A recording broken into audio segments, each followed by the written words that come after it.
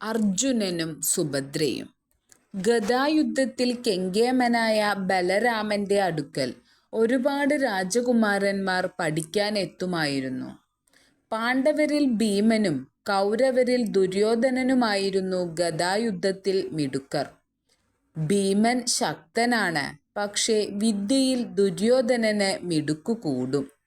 ദുര്യോധനനെയായിരുന്നു ബലരാമന് കൂടുതൽ ഇഷ്ടം. സുഭദ്രയ്ക്ക് പ്രായമെത്തുമ്പോൾ ഗദായുദ്ധത്തിൽ അജയ്യനായ ദുര്യോധനന് വിവാഹം കഴിച്ചു കൊടുക്കണം. ശ്രീകൃഷ്ണന്റെയും ബലരാമന്റെയും സഹോദരിയായിരുന്നു സുഭദ്ര. വൈകാതെ യുധിഷ്ഠിരനെ കിരീടാവകാശിയായി പ്രഖ്യാപിച്ചു. ദുര്യോധനന് ഇത് സഹിച്ചില്ല. പാണ്ഡവരെ അരക്കുകൊണ്ടുണ്ടാക്കിയ കൊട്ടാരത്തിൽ പാർപ്പിച്ച് ചുട്ടുകൊല്ലാൻ നോക്കി. പക്ഷേ പാണ്ഡവർ രക്ഷപ്പെട്ടു. പിന്നീടവർ ബ്രാഹ്മണവേഷത്തിൽ താമസിച്ചു. ഈ സമയത്ത് അർജുനൻ പാഞ്ചാലിയെ മത്സരപരീക്ഷയിലൂടെ സ്വന്തമാക്കി. അങ്ങനെ പാഞ്ചാലിയുമായി പാണ്ഡവർ വീട്ടിലെത്തി. "അമ്മേ, ഇന്ന് ഞങ്ങൾ എന്താണ് കൊണ്ടുവന്നതെന്നു നോക്കൂ." എന്താണെന്നറിയാതെ കുന്തി ഇങ്ങനെ പറഞ്ഞു. "എന്തായാലും 5 പേരും കൂടി പങ്കിട്ടെടുത്തോളൂ." അങ്ങനെ പാഞ്ചാലി 5 പേരുടെയും കൂടി ഭാര്യയായി. താമസിയാതെ പാതി രാജ്യം മടക്കിക്കിട്ടിയപ്പോൾ പാണ്ഡവർ തിരിച്ചെത്തി. പാഞ്ചാലി നമ്മളിലൊരാളുമായി കഴിയുന്ന സമയം മറ്റാരും അവളെ കാണാൻ പോലും പാടില്ല. അതെ. അങ്ങനെ ഒരു ദിവസം പാഞ്ചാലി യുധിഷ്ഠിരനൊത്ത് അന്തഃപുരത്തിൽ കഴിയുകയായിരുന്നു. അപ്പോൾ പരിഭ്രാന്തനായ ഒരു ബ്രാഹ്മണൻ അർജുനനെ സമീപിച്ചു. "അർജുനാ, എൻ്റെ പശുക്കളെ കൊള്ളക്കാർ കൊണ്ടുപോകുന്നു, രക്ഷിക്കണേ." അർജുനൻ വിഷമത്തിലായി.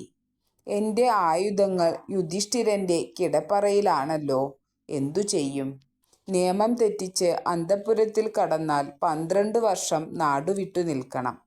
ധീരനായ അർജുന, എന്തിനു മടിച്ചു നിൽക്കുന്നു? ഇത് അങ്ങയുടെ കടമയാണ്." അർജുനൻ പിന്നെ സംശയിച്ചില്ല. അന്തഃപുരത്തിൽ കടന്ന് ആയുധമെടുത്ത് പുറത്തു കടന്നു. എന്നിട്ട് കൊള്ളക്കാരെ നേരിട്ട് പശുക്കളെ വീണ്ടെടുത്തു. തിരിച്ചുവന്ന അർജുനൻ തനിക്കു പറ്റിയ പിഴവിന് പ്രായശ്ചിത്തം ചെയ്യാനൊരുങ്ങി.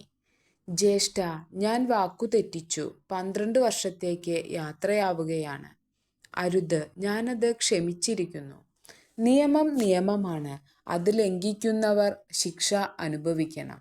നിന്റെ ആഗ്രഹം പോലെ ഒരു തീർത്ഥാടനം നടത്താം." തീർത്ഥാടനത്തിനായി അർജുനൻ ദ്വാരകയ്ക്കു സമീപമുള്ള പ്രഭാസത്തിലെത്തി. സുഭദ്രകുമാരി എത്ര സുന്ദരിയാണ്! അതെ, ദുര്യോധനനല്ലാതെ മറ്റാർക്കും ബലരാമൻ സുഭദ്രയെ വിവാഹം ചെയ്തു നൽകില്ലത്രേ. ശ്രീകൃഷ്ണന്റെ സഹോദരി സുഭദ്രയെക്കുറിച്ചല്ലേ? മഹാകഷ്ടമായിപ്പോയി. പാണ്ഡവരിൽ ഒരാൾക്ക് വിവാഹം കഴിച്ചു കൊടുത്തിരുന്നെങ്കിൽ എത്ര നന്നായിരുന്നേനെ. എങ്ങനെയും സുഭദ്രയെ വിവാഹം കഴിക്കണം. അർജുനൻ വേഗം ആയുധങ്ങളും വേഷങ്ങളും അഴിച്ചുവെച്ചു. ഒരു സന്യാസിയുടെ വേഷം ധരിച്ചു ദ്വാരകയിലേക്കു നടന്നു. മഴക്കാലമെത്താറായി. ആ കാരണം പറഞ്ഞ് ഇവിടെ തങ്ങാം, ആ മരച്ചുവട്ടിലിരിക്കാം, അതിനിടയ്ക്ക് സുഭദ്രയെ സ്വന്തമാക്കുകയും ചെയ്യാം.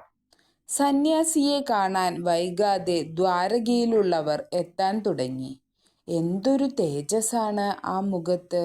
അതെ അതെ. അങ്ങനെയിരിക്കെ ഒരു ദിവസം ബലരാമൻ ആ വഴി കടന്നുപോയി. ബലരാമൻ കാര്യം തിരക്കി. "ദൂരെ ദേശത്തു നിന്നു വന്ന സന്യാസിയാണു പ്രഭു." "ഓഹോ." ബലരാമൻ അവിടേക്കു ചെന്നു. "ഒന്നു കണ്ടു കളയാം." തേരിൽ നിന്നിറങ്ങിയ ബലരാമന് കണ്ട മാത്രയിൽ തന്നെ അർജുനനെ ഇഷ്ടപ്പെട്ടു. സൗമ്യൻ, സുമുഖൻ, ശക്തൻ. ഇദ്ദേഹം അസാധാരണൻ തന്നെ. ബലരാമൻ സന്യാസിയെ കൊട്ടാരത്തിലേക്കു ക്ഷണിച്ചു. "മഹാത്മാവേ, അങ്ങ് കൊട്ടാരത്തിലേക്ക് വന്നാലും നമുക്ക് കുടിലും കൊട്ടാരവും ഒന്നുതന്നെ. പക്ഷേ അങ്ങയുടെ ക്ഷണം ഞാൻ സ്വീകരിക്കുന്നു." അർജുനൻ തേരിൽ ബലരാമനൊപ്പം കൊട്ടാരത്തിലേക്ക് നീങ്ങി. "കൊള്ളാം, കാര്യങ്ങൾ എളുപ്പമായി. കൊട്ടാരത്തിലേക്ക് വരുന്ന രഥത്തിലെ അതിഥിയെ ശ്രീകൃഷ്ണൻ കണ്ടു. അതാരാണ്? സന്യാസിയെ നല്ല പരിചയമുണ്ടല്ലോ. സന്യാസിയെ യഥാവിധി സ്വീകരിച്ചു. അത് അർജുനനല്ലേ? എന്താണ് ഈ വേഷത്തിൽ? ശ്രീകൃഷ്ണന് അത്ഭുതമായി. അർജുനൻ എന്താണ് ഇവിടെ? സംസാരിക്കാനൊരുങ്ങിയ ശ്രീകൃഷ്ണനെ അർജുനൻ കണ്ണുകൊണ്ടു വിലക്കി. അതു ശരി, അപ്പോൾ തിരിച്ചറിയാതിരിക്കാൻ വേഷം മാറി വന്നിരിക്കുകയാണല്ലേ. അധികം വൈകാതെ ശ്രീകൃഷ്ണന് അവസരം ലഭിച്ചു. ഏയ്, എന്താണീ വേഷത്തിന്റെ അർത്ഥം? അതും ഒറ്റയ്ക്ക്? എല്ലാം പറയാം കൃഷ്ണ. അർജുനൻ തീർത്ഥാടനത്തിനിറങ്ങേണ്ട സാഹചര്യം പറഞ്ഞു. ഏയ്, ആരാണീ യുവതി? അതാണ് സുഭദ്ര. ആളുകൾ പറഞ്ഞത് വെറുതെയല്ല. സുഭദ്രയും സന്യാസിയെ ശ്രദ്ധിച്ചു. എന്തൊരു തേജസ്, സൗന്ദര്യം! പക്ഷേ അദ്ദേഹം ഒരു സന്യാസിയല്ലേ? ശ്രീകൃഷ്ണനോട് അർജുനൻ തുറന്നു പറഞ്ഞു. പറയൂ കൃഷ്ണ, എങ്ങനെ സുഭദ്രയെ സ്വന്തമാക്കാനാവും? സുഭദ്രയ്ക്കു വേണ്ടി ഏതു ത്യാഗത്തിനും ഞാൻ ഒരുക്കമാണ്. ശ്രീകൃഷ്ണന് സന്തോഷമായി. അർജുനനാണ് സുഭദ്രയ്ക്ക് ചേർന്ന ഭർത്താവ് എന്ന് ശ്രീകൃഷ്ണന് അറിയാമായിരുന്നു. അർജുന, എനിക്ക് സന്തോഷമായി. അനുജത്തിയെ നിനക്ക് നൽകുന്നതിൽ സന്തോഷമേയുള്ളൂ. പക്ഷേ ജ്യേഷ്ഠന് അവളെ ദുര്യോധനന് നൽകണമെന്നാണ്. അപ്പോൾ സുഭദ്രയ്ക്ക് ഇഷ്ടമാണെങ്കിൽ അവളെ അപഹരിച്ചുകൊണ്ടു പൊയ്ക്കൊള്ളൂ. അത് തെറ്റല്ലേ കൃഷ്ണ? ഇല്ല, ക്ഷത്രിയധർമ്മമനുസരിച്ച് വധുവിനെ ഇങ്ങനെ വിവാഹം കഴിക്കുന്നത് തെറ്റല്ല. നന്ദി കൃഷ്ണ. ആശങ്കകൾ മാറി. ദിവസങ്ങൾ കടന്നുപോയി. സുഭദ്രയുടെ മനസ്സ് അറിയാനാവുന്നില്ലല്ലോ. തോഴി, ദുര്യോധനനു പകരം ഈ സന്യാസി മതി എന്ന് എങ്ങനെ ഞാൻ പറയും? അതേ കുമാരി, വല്ലാത്ത ധർമ്മസങ്കടം തന്നെ. സുഭദ്രയുടെ മനസ്സറിഞ്ഞപ്പോൾ അർജുനന് സമാധാനമായി. ഹോ, ഇനി ജ്യേഷ്ഠന്റെ സമ്മതം കൂടി വാങ്ങിയാൽ മതി. അർജുനൻ ശ്രീകൃഷ്ണനെ കണ്ട് താൻ മറഞ്ഞുനിന്ന് കേട്ട കാര്യങ്ങൾ അറിയിച്ചു. പക്ഷേ ഇനി എന്തെങ്കിലും ചെയ്യും മുമ്പ് ജ്യേഷ്ഠന്റെ അംഗീകാരം നേടണം. അതെളുപ്പമാണ്. ഇന്നു തന്നെ ഞാനൊരാളെ അങ്ങോട്ടയക്കാം. വൈകാതെ യുധിഷ്ഠിരന്റെ അനുവാദം അറിയിച്ചുകൊണ്ട് കൃഷ്ണന്റെ ദൂതൻ തിരിച്ചെത്തി. അപഹരണം ക്ഷത്രിയന് വിധിച്ചിട്ടുള്ളതാണെന്ന് യുധിഷ്ഠിരൻ സമ്മതിച്ചിട്ടുണ്ട്. ഇനി ധൈര്യമായി മുന്നോട്ടു നീങ്ങാം. സുഭദ്ര എവിടെ? അവൾ ക്ഷേത്രത്തിൽ പോയിരിക്കുകയാണ്. അവിടെ നിന്നവളെ ഞാൻ കൊണ്ടുപോയിക്കോളാം. ഞാൻ തേര് ഒരുക്കി നിർത്താം. എല്ലാം നന്നായി ഭവിക്കും. തേര് തയ്യാറായതും അർജുനൻ തന്റെ വധുവിനെ അപഹരിക്കാൻ യാത്രയായി.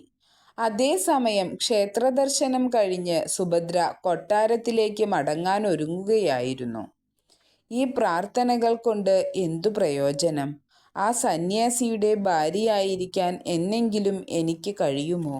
അത് ആ സന്യാസിയല്ലേ? പടച്ചട്ടയും ആയുധങ്ങളും ധരിച്ച് ജ്യേഷ്ഠന്റെ തേരിൽ. തേര് അടുത്തെത്തിയപ്പോൾ ആ നൊടിയിടയിൽ സുഭദ്ര തേരിലായി. അയ്യോ കുമാരി! സുഭദ്രയുടെ സഖിമാരും അംഗരക്ഷകരും നിലവിളിച്ചുകൊണ്ട് ദ്വാരകയിലേക്കോടി. രക്ഷിക്കണേ! സുഭദ്രയെ തട്ടിക്കൊണ്ടുപോയി! രക്ഷിക്കണേ! അവർ കൊട്ടാരത്തിലെത്തി നടന്നതൊക്കെ അറിയിച്ചു. ഉടൻ എല്ലാ യാദവരും ആയുധം ധരിച്ചെത്താൻ വിളംബരം ചെയ്തു. ഡം ഡം ഡം. വിളംബരം കേട്ട് യാദവ പുരുഷന്മാർ ആയുധങ്ങൾ അണിഞ്ഞ് കൊട്ടാരത്തിലേക്ക് കുതിച്ചു. വേഗം വേഗം! 4 ദിക്കിൽ നിന്നും പാഞ്ഞെത്തിയ യാദവർ കൊട്ടാരത്തിൽ അണിനിരന്നു. ഞങ്ങൾ തയ്യാർ! മുഖ്യ അധികാരി സംഭവം വിവരിച്ചു. നമ്മുടെ ആതിഥ്യമര്യാദയ്ക്ക് ആ സന്യാസി നൽകിയ സമ്മാനം ഇതാണ്. കൊടും വഞ്ചന! തേരുകൾ തയ്യാറാക്കൂ. ആയുധങ്ങൾ കൊണ്ടുവരൂ. തേരുകൾ ഒരുക്കുന്നതിൻ്റെയും ആയുധങ്ങൾ അണിയുന്നതിൻ്റെയും മറ്റും ശബ്ദത്താൽ അവിടം നിറഞ്ഞു. അപ്പോഴാണ് ബലരാമൻ അവിടെ എത്തിയത്. എടുത്തുചാടി നിങ്ങൾ എന്താണ് ഈ ചെയ്യാനൊരുങ്ങുന്നത്? ആരെങ്കിലും കൃഷ്ണനോട് ആലോചിച്ചോ ഇതുവരെ? നാം എന്തു ചെയ്യണമെന്ന് കൃഷ്ണൻ പറയട്ടെ. കൃഷ്ണ, നിസ്സഹായയായ നമ്മുടെ അനുജത്തി ഒരു ദുഷ്ടന്റെ കയ്യിൽ അകപ്പെട്ടിരിക്കുമ്പോൾ നിനക്കെങ്ങനെ ഇവിടെ മൗനമായിരിക്കാൻ സാധിക്കുന്നു? അയാൾ സന്യാസിയൊന്നുമായിരുന്നില്ല. പാണ്ഡവവീരനായ അർജുനനായിരുന്നു അത്. അർജുനനോ? അതെ. സുഭദ്രയെ പിടിച്ചുകൊണ്ടുപോയത് മറ്റൊന്നിനുമല്ല, വിവാഹം കഴിക്കാനാണ്. അവളുടെ ഇഷ്ടവും അതുതന്നെ. പക്ഷേ ഞാൻ അവളെ ദുര്യോധനന് കൊടുക്കാൻ തീരുമാനിച്ചിരുന്നതാണ്. അവളുടെ ആഗ്രഹത്തിന് എതിരെയോ? അതറിഞ്ഞ അർജുനൻ ഒരു ക്ഷത്രിയനെ ചേരും വിധം പ്രവർത്തിച്ചു. നാം ഇത് അംഗീകരിക്കുകയാണ് ബുദ്ധി. അർജുനൻ അജയ്യനാണ്. പിന്നാലെ ചെന്ന് ഏറ്റുമുട്ടി നമ്മൾ പരാജയപ്പെടാനിടയായാൽ പിന്നെ പുറത്തിറങ്ങാനൊക്കില്ല. എങ്കിൽ നാം ഇനി എന്തു ചെയ്യണം?